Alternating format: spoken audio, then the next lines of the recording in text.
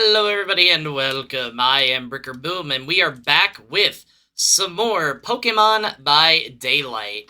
Now, if you aren't aware, Pokemon by Daylight is something that I have been working on with a friend of mine, the BabyRhino, who we've done rando races together and streaming.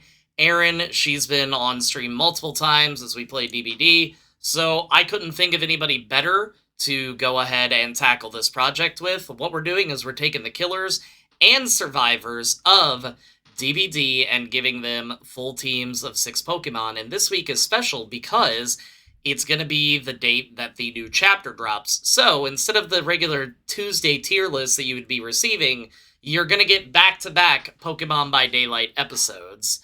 So, with that being said, let's go ahead and hop into it. As a small disclaimer, I did just want to add, previously, I had said no legendary Pokemon. Apparently, I messed that up in the first video. Mythical Pokemon are going to be allowed because apparently I messed things up. So just keep that in mind going forward. Appreciate it.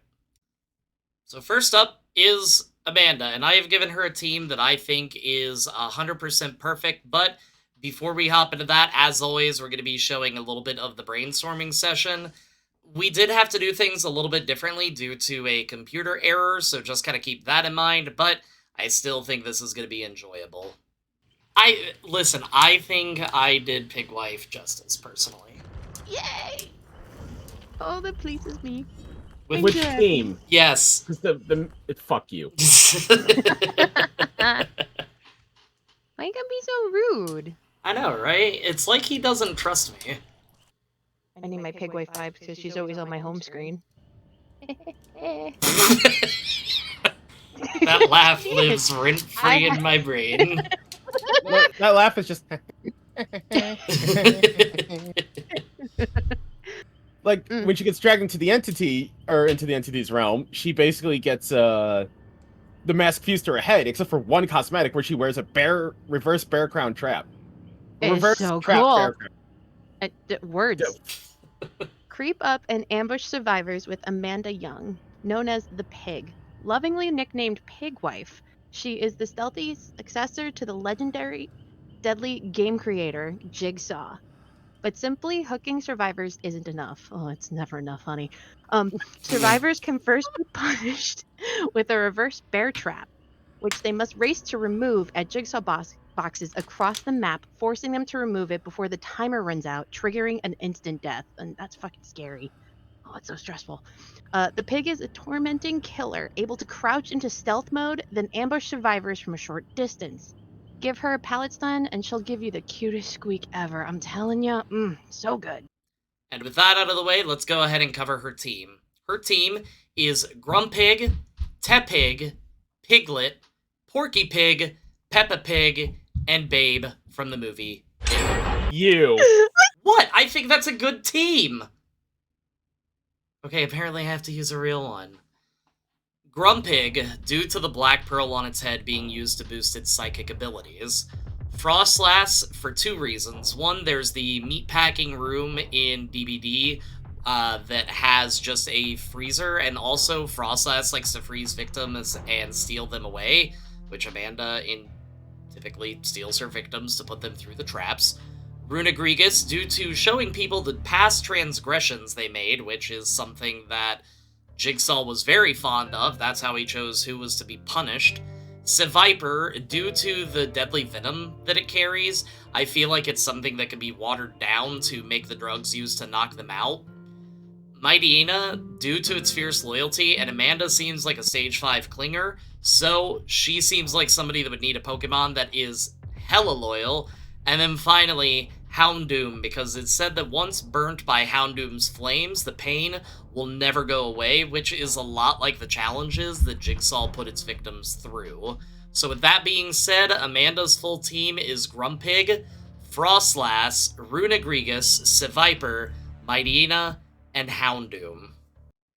Next up is the Hillbilly, and let's go ahead and take a moment to review its lore. Hillbilly pulled up here. Now, Hillbilly is the only team that I was even somewhat serious on this time around. Yeah, don't worry. This also better stay in the video that you lost the video. I make no promises because I have no faults in videos. Yes. That is a bold-faced lie, and I will accept it for now. Why are you the way that you are? Because I'm funny. Whew. The sound of a revving motor, followed by a bloodthirsty scream of rage. Max Thompson Jr. was born hideously disfigured and shut away from society. His parents, so ashamed of their son, they bricked him off into a room and fed him through a hole in the wall. When the boy escaped, he took his revenge savagely and terribly, slaughtering the parents that had tortured him instead of raising him. The hillbilly isn't exactly subtle, but he makes up for it in brutal efficiency. Capable of traversing great distances at a rapid pace, those in his path will be rudely introduced to 100 gnashing chainsaw blades. So scary. The hillbilly is a high mobility killer, able to cover large distances in a short amount of time and instantly down survivors using his chainsaw. Sometimes you could find Max launching himself into space and flying across the skies, bouncing off certain obstacles. So for the hillbilly, we went with Miltank due to his farming background, Nidoking due to the brutal power of this creature. I feel like it's a Pokemon that would stand up very well with the hillbilly. Annihilate, a Pokemon that was so mad it literally died and has no physical limitations. And with some of the perks that Hillbilly has, I feel like that matches up very well. We used Paldean Tauros Blaze Breed because it says gored by the horns will suffer from both wounds and burns, just like a chainsaw when it's overheating. Crawdaunt because it's got an extremely violent nature and chases other Pokemon away from it. And finally, Abomasnow because it doesn't like associating with others and prefers to live far away, something that I feel Hillbilly would be able to relate to due to his seclusion. So the final team for the Hillbilly is going to be Miltank, Nidoking, Annihilate, Tauros Blazebreed, Crawdaunt, and Abomasnow. Now, last up is Ghostface. So, first of all, let's go ahead and cover the lore. So, anyways, the next killer. Yeah, Ghostface. Who has two teams. Ghostface is a I'm little pretty sure I got strange. pissed. No, I agreed with you. Well, for Ghostface, though, at least, yes and no, he's based off of, like, the Scream movies, but realistically, he is based off of the actual mask from, like, the Halloween stores. Yes. Yeah, they kind of gave him his own thing. Yeah, well, that's because every Ghostface killer is somebody different. Mm-hmm. And for the most part, every Ghostface killer died at the end of the movie. Spoilers. First off, my mind just went sexy Ghostface. Second, I actually have that mask equipped on my cosmetic set for Ghostface. Oh, Ghostface with fishnets, got it. Yes, Ghostface with fishnets and and some high heels. You got it. Hot. Mm-hmm. So we know what Rhino's being for Halloween this year. Uh-huh. Sexy Ghostface fishnets. Yep, confirmed. Holla! Let's go. A stealth-focused killer capable of approaching unseen, Danny Johnson, the Ghostface, is adept at stalking his prey. He keeps tabs on each individual survivor, patiently marking them for death, provided he can remain hidden.